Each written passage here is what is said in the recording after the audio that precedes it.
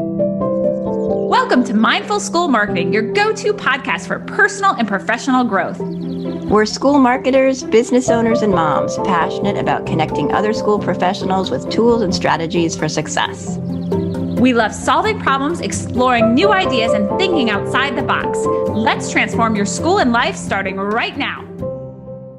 Transform your school's admissions and marketing with Inquiry Tracker, the ultimate solution for managing inquiries seamlessly. Discover how you can make your admissions process more efficient and effective with this leading solution. Welcome to Mindful School Marketing. I'm Tara Clays.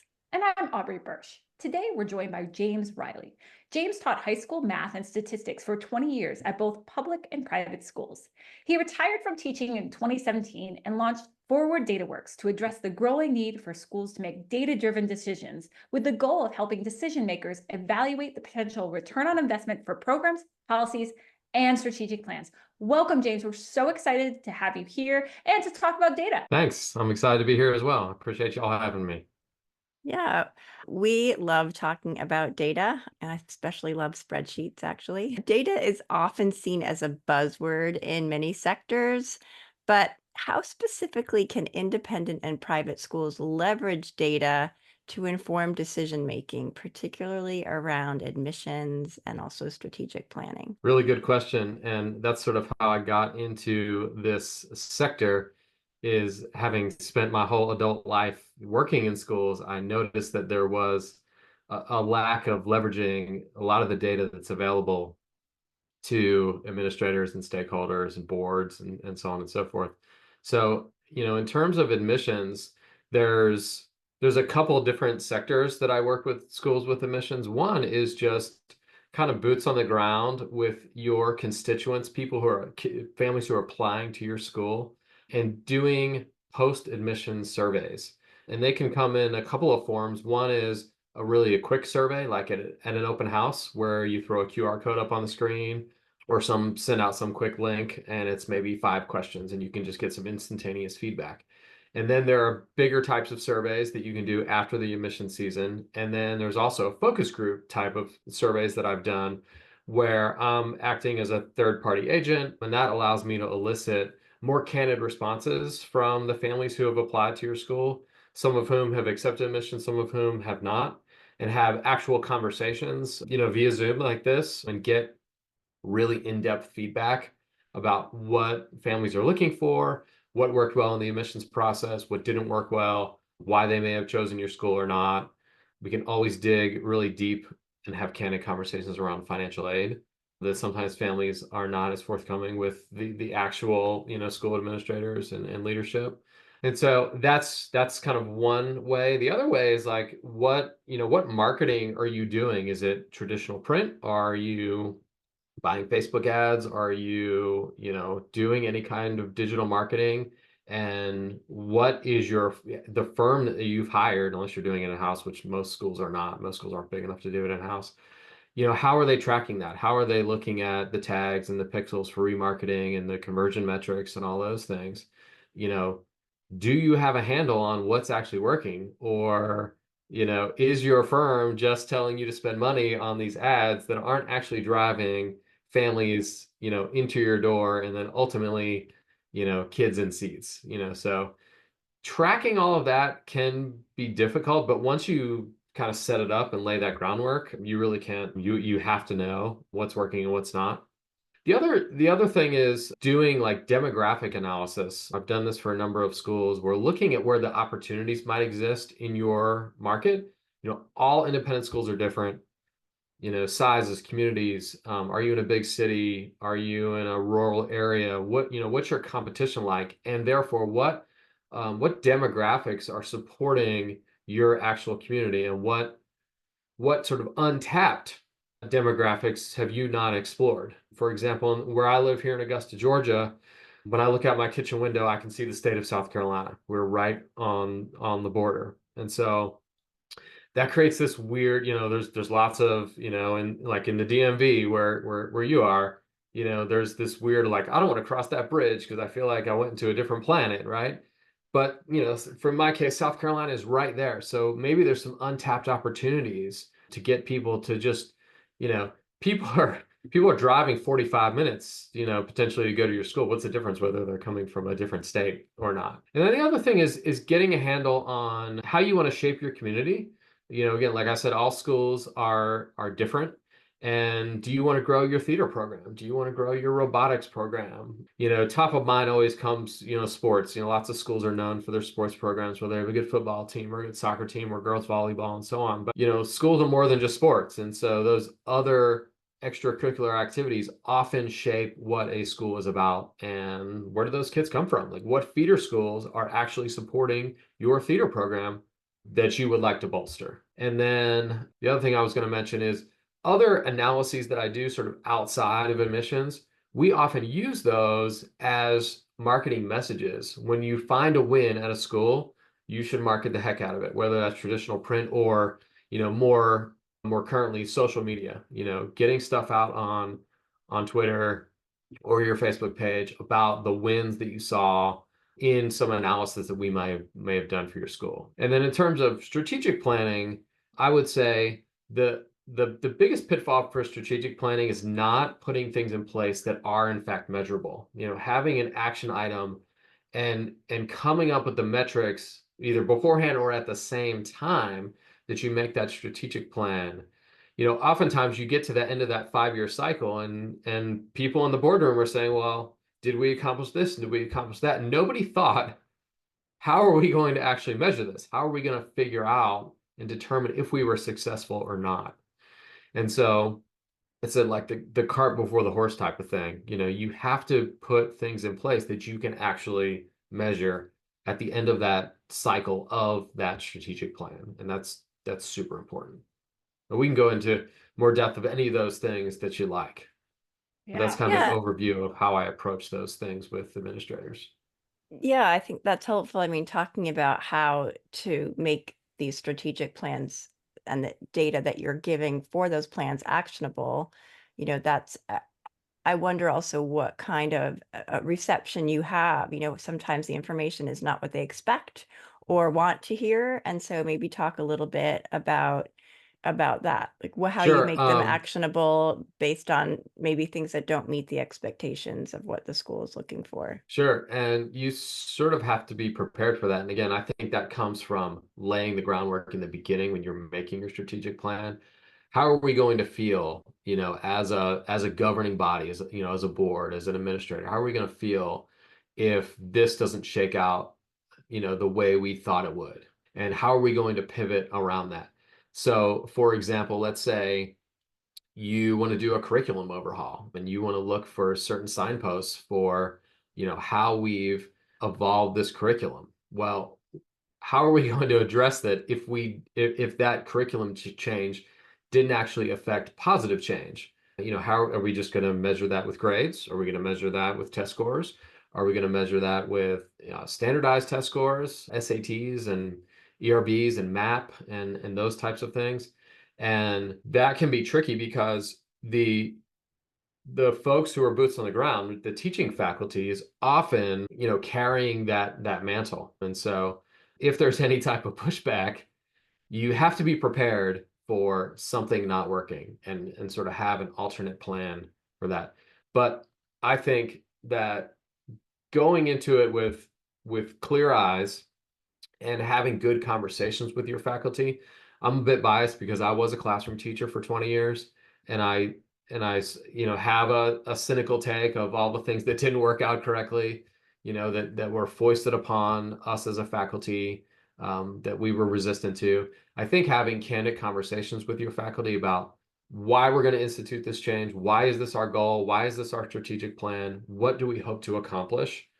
And I think having those conversations really gets more folks on board. And the more folks you can get on board, the smoother your path is, I think. Yeah, that's really interesting. It is having those conversations and making sure people know the why. We're not just asking one more thing of you, or we're not just, That's right. I've been a faculty too. I'm not faculty, I've been staff. And I also feel that sometimes. So I'm curious, when you were just mentioning strategic plans and implementation, can you think of like perhaps a school client where the data really helped them, like an example of how the data helped them and what the outcome was? sort of a case study. Yeah, and I actually used the one that I presented with your symposium. It's a really good one, partially because it revolves around COVID, which schools are still struggling with the aftermath of those learning deficiencies. And that's really what prompted this particular project, which was creating an entrance exam, particularly around mathematics, to see where kids were struggling. This particular independent school actually draws a lot of kids from public school, and it's a middle school, so it's taking kids later on. If you're a pre-K to 12, sometimes heads will joke, our admissions policy is potty trained. That's all we've got at pre-K, right? But if you're a high school, or even if you start at 5th or 6th grade, you have other evaluative measures. And that doesn't mean you necessarily use that as an admission strategy. And this school is not really using it as an admission strategy. They're using it as a remediation strategy. They wanted to get their arms around what deficits these kids were bringing with them, and then how do we adjust the curriculum to meet these kids where they are, whether that's as an entire cohort, the entire 6th grade class is coming in with these deficits, or it's individual kids that we really need to remediate, keep our eye on, have frank conversations with parents, maybe get them help outside the school that the school's not poised to offer. So those types of things I think are really good, win messages. And that's also what we were just talking about with, getting the faculty on board. That's something you have to get the faculty on board with. Why are we doing this? Why are we hiring this firm to recreate, some kind of an entrance exam? And then what are we going to do with it? And how my business has evolved over time as technology has gotten better is a lot of what I do now is build dashboards. And that actually really helps not only administrators, but it also helps present to faculty, because they can see in real time what we're looking at, why we're looking at this data, what this data says, and the action items that we're going to take. In this particular example with this school, again, if we have a cohort of 6th graders that are coming in that all have deficiencies in fractions or decimals, I mean, that's really great to know. If I'm a math teacher, that's fantastic information as I start the school year. Who wants to trip over that in October and realize, oh, well, all my plans are now out the window because I didn't realize we're going to spend 2 to 3 weeks on fractions and decimals. I didn't know that, and now I've got to repivot, and it's great to know that in August before you go into it. Another example is a school I work with had a lot of leadership change all at kind of one time for various reasons. And one of the new assistant principals wanted to get their arms around some of the test scores, standardized test scores. That's either ERB or MAP. And they wanted to use that as a launching point to examine the curriculum and then make some goals around that. And what we did was we started really slowly. We got some buy-in from the faculty. I went and presented to them what I do with other schools. And when we came around to the next school year, we used that as an opening the school year type of conversation where faculty were able to set goals around what they saw in previous years. It worked out really well for this school, but this school was doing a lot of things right. And because I have lots of clients who also do this type of metric work, I was able to tell them, without mentioning anybody else's name, y'all are doing very, very well. On a national level, what you're doing here in this school is actually working. And so again, starting slowly, getting that faculty buy-in, and then once they see those results, then it's all downhill from there. That's so intriguing. I'm really interested in how you're presenting the data too. It's like you're presenting positives too. I think a lot of people think data is, this negative thing, and that's, we're going to go into this and they're going to give us some really unfortunate news, which sometimes you have to, but I think that's really important to showcase that sometimes it's surprisingly good. And like, how amazing would that be for marketing to say you are like one of the top, your test scores are up here. Like, that's wonderful. I mean, we're a marketing podcast. We're like, yes, we'll shout it from the rooftops. Right. That's a great thing to be able to highlight and everything like that. Tara, did you have a question? No. Okay. Go ahead. Sorry. I was excited to shift the conversation a little bit to admissions. A lot of our listeners are involved in the admissions process, and now we're seeing fluctuations in admissions depending on where you live, what's going on in your world, and like we see some of the COVID bubble bursting in enrollment. I'm curious, like, when you're thinking about like data points in admissions, like let's talk to a school who isn't monitoring like any data points. Like what are like the top 5 data points or something that you would say, look, this is the must have for a school. You gotta just, at the very least, if you can measure these from year to year, from season to season, like this is going to set you up for success. I'd love to hear your perspective on this. Yeah. In broad strokes, I would say look for the patterns that you think are affecting you negatively. Where is, and so I do that broadly because every school is going to have, slightly different pain points of where they think their marketing strategy, has some deficiencies. So the first thing is just look for patterns. For example, what's responsible for your attrition? Does the 80-20 rule apply? Do 20% of your feeder schools, are they responsible for 80% of your attrition? Well, then maybe you stop marketing so much of those feeder schools because those kids just don't last for whatever reason. And maybe you want to solve that problem with school leadership and deans and department chairs. Maybe that there is an actual problem to that. But in admissions, you want to look for those patterns. The other thing you want to look for is, I mentioned this earlier, where the opportunities exist for you to grow whatever part of the school you think you want to grow. For example, if you want to grow, if you think a good strategy is let's grow the pre-K program, let's grow the pre-K threes, because then we have these, kids for a lifetime. It's certainly less costly to keep a customer than it is to acquire a new one, right? Marketing 101. And so where are those families? Where are the families that have 2-year-olds who are then, in a year's time going to be looking for that pre-K experience? Where are they? Where, do they exist? It's really easy for us to, as citizens, we have these heuristics and we just think that because I saw something on the street, then X must be true. And like, I drive by elementary schools all the time. There must be lots of kids in the city. Is there? How do you know? Well, we have census data for that, right?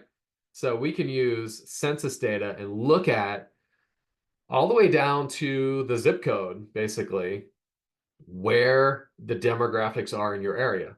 And then the follow-up question is, okay, we want to grow a specific constituency in our school. Okay, do you need full pay families? Or are you trying to diversify your school? And I would love, if I had all the free time, I would love to do a research study on the Supreme Court ruling about admissions in colleges, so they can't use race. My first thought was, okay, use something else. That's not the only thing that makes schools diverse, right? And particularly, especially in independent schools, it's often socioeconomic. That is really the underlying factor. And so if you want to grow diversely, where are your full pay families? Where are your partial pay families? Where are your full need families? And what monies do you have for scholarships? And are you marketing those scholarships? Do the people in your community know that these scholarships exist? Often independent schools get a bad rap about elitism. And, I would imagine that lots of lower income families think, oh, well, I could never go to that school. I drive by at car pickup every day and I see $80,000 cars there. And I couldn't send my kids there, but maybe you can. There are lots of schools with lots of budgetary earmarks for scholarships. And so, but have you marketed to those families? So those are the major ones. The other ones I mentioned earlier are doing surveys, and they can be very, very quick. Again, doing like a quick 5-question survey after an open house. When you have a captive audience, that's the gold standard right there, captive audience. Because if you just send out a survey via email, you're going to get like, sometimes with independent schools, we see upwards of 10% response rate, which is really good, in the marketing world. But in an open house, you're going to get, if you have these families sitting in the bleachers of your gym, or they're in your auditorium or your black box theater, you're going to get 80% response rate. There's going to be a few people, I don't feel like opening my phone and doing this, survey, but you're going to get a lot of good responses. Or after, when you do individual tours, have an iPad ready that already has the survey ready to go. There's no barrier to entry. You don't need to know anything about electronics. Everybody's touched a screen at this point in their life. And just hand folks an iPad and say, hey, we've got 5 questions for you. Have a seat on the sofa over here in the lounge and do us a favor and answer these questions. And then, like I said, we do with schools, we do actual email surveys, and again, we get about a 10% response rate, and it does give us good information about how the admission process is working. And then I mentioned doing those kind of focus group types of things where I would actually interview parents, one-on-one, and get really in-depth look, because we find that the majority of the decision making after application comes down to money. A lot of times it is financial aid, because once a family has already come to your school, they've toured, they've come to the open house, and they've applied, they've gone through all that work, they want to come there. Most likely they do want to come there. So when you're asking families, why didn't you come? A lot of times it comes down to money. And that's that's data. That's a message that you need to take back to your board. We feel like we lost a lot of quality families. We feel like we lost a lot of diverse families. We want to grow our theater program. Just as an example, we want to grow our robotics program, and we want to bring these kids in. What can we do as a 5-year plan? Now everything's starting to dovetail, right? Now we got the Venn diagram of strategic planning and admissions, and all of this kind of falls together. We go to the board and say, we need more money for scholarships. We need to be able to support the families in our community, because we want a diverse group here. We don't want just people who can full pay, if that's what your mission is, right? But that's a way to go find those people. Look for those market opportunities. Where do they exist? What zip codes haven't you tapped yet? What zip codes do you feel like your competitors are sort of gobbling up? And again, I mentioned this in the beginning, this changes, in every market. They're all different. If you're in a big city, there could be 40 independent schools of high caliber that are really competing for, a finite number of families. Or, here in Augusta where I live, is about 200,000 people here. And after that, there's farmland. Like, once you get outside of the city, you better drive to Atlanta if you want to see another person, so every market's very, very different. You really have to understand, I think, the geography and the demographics of that market.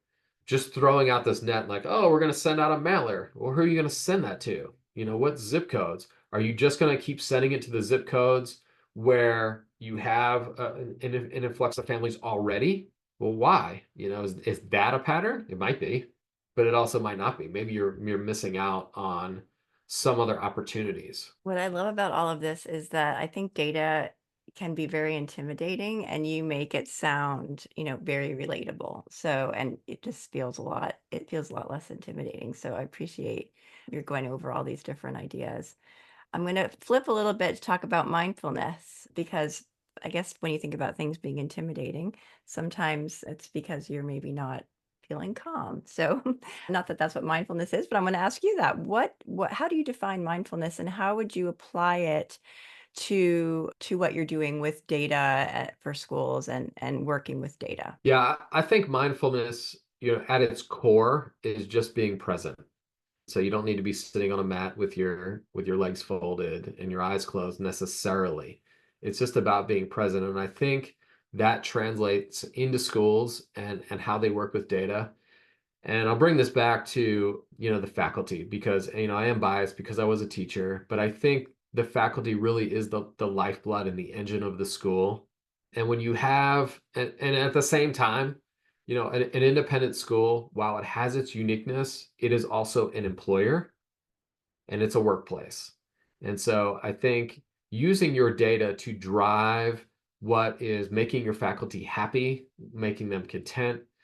Most teachers are lifelong learners, and to the extent that you're supporting that or not supporting that, I think is something all schools should soul search. And so the mindfulness part is being present without getting caught up in too far out on the horizon. We were talking about strategic planning, and sometimes that, I think, clouds the focus of the day-to-day. We want to build this new building for, $10 million and put a robotics lab in it.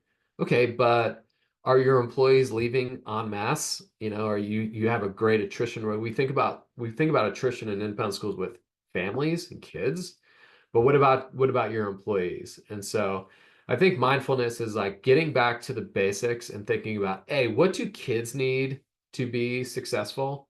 Is that changing in a modern world? Um, I think you could debate yes and no. Like Maslow's hierarchy's like still going to be there. But when we look at, say, public schools, for example, most public schools now give kids breakfast. And when did it become incumbent upon a school to feed a child? But at the same time, how do you not feed a child? There's no way that you want a third grader sitting in your class, in public school who hasn't eaten in 16 hours. There's just no way you want that. And so schools have had to pick up that slack. That's a societal question, but that's an example of, what do kids need? And does your faculty have the tools then to give kids? And in terms of, I'm kind of bringing this back to like some of the data collection stuff when we were talking about how do you sell this to your constituency in your community. Don't make things hard for your faculty. So a lot of what I do when I work with schools is working with like doing some intake forms. Like if we need to collect data, let's make a really simple intake form that faculty can do in 30 seconds. That's really simple to use. You never want to burden faculty with more or what they perceive to be more work because they're already perceived to be overworked. So I think you really want to be mindful about that, about how your faculty is engaged and what tools they need for your kids, your students to be successful. And I think in my experience working in the schools, that gets lost a lot of times. And I think that's where there's a cultural breakdown. I think schools would be a lot better off focusing on what kids need and how do we give the tools to faculty to make that happen. That's so good. Thank you so much for sharing that. I'm going to switch this a little bit to one of my favorite parts of our episodes, the rapid fire question. Are you kind of ready to dive into rapid fire? I am. Yes, ma'am. You sound very confident. Awesome. If you could put one book as mandatory reading in the high school curriculum, what would it be? I've got two because I've got one for kids and one for faculty. For kids, it's The Gifts of Imperfections by Brene Brown. It's written for adults, but it's written on a level that I think most kids, definitely high school kids, could consume. And I think it's so important in this day and age of social media, where kids, I think, have a warped sense of really what reality is and how imperfect in a world that's varnished with perfection to them. I think it's so important for them to know themselves at that very important age when they're making decisions about where to go to college and whether to pad their transcript or not, and sort of kill themselves in the process. And that's for kids. And the one for faculty, really more for administrators, is a book called Unreasonable Hospitality by Will Guidara, and it's sort of gained a small amount of fame because it's featured in the show The Bear. For fans of The Bear, I think it's in season 1, and it's the book that Richie is reading at the kitchen table, and it just very much describes a restaurant where he stages. So, but it's about creating a culture in a workplace that supports your employees. I love The Bear. It's a great show. What is one app you could not live without? My favorite app, I'm still a teacher at heart, and it's an app called Desmos, which is a graphing calculator. I just think it is the greatest. I don't want to like bash any particular company by name, but companies that make physical handheld calculators, PS, they're the same calculator that I used in high school. So the technology can obviously did not evolve. Desmos is just so super user friendly, and it is so powerful without getting caught up in where is everything in a menu, like digging deep in these menus to find out what I need to accomplish what I'm trying to calculate.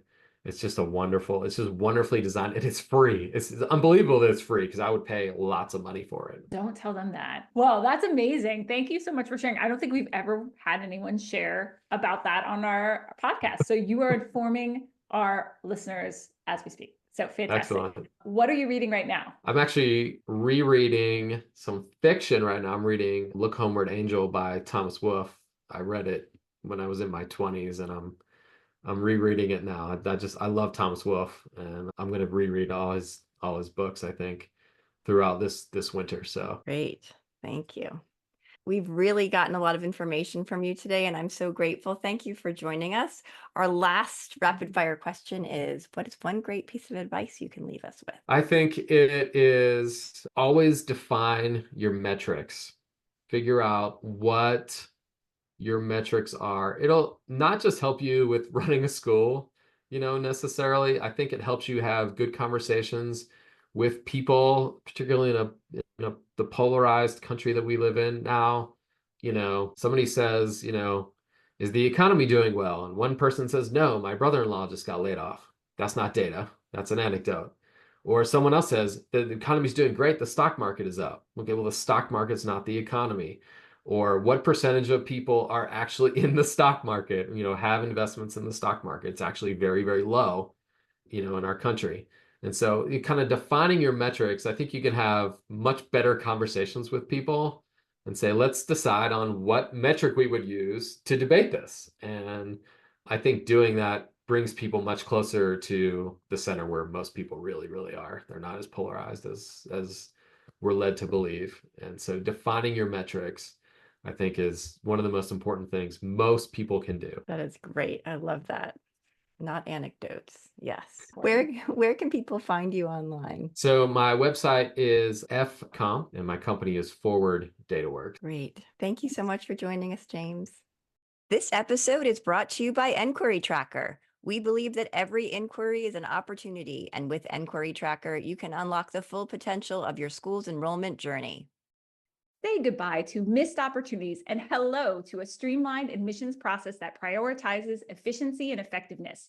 Discover the leading solution for school admissions and marketing. Visit inquirytracker.net to book a personalized demo today. That's inquiry with an E, tracker.net. Thanks for joining us on the Mindful School Marketing Podcast. We'd love it if you pop into iTunes and leave a review, 5-star preferred. Let us know how you like the show. It helps us improve what we're doing and helps others find us too.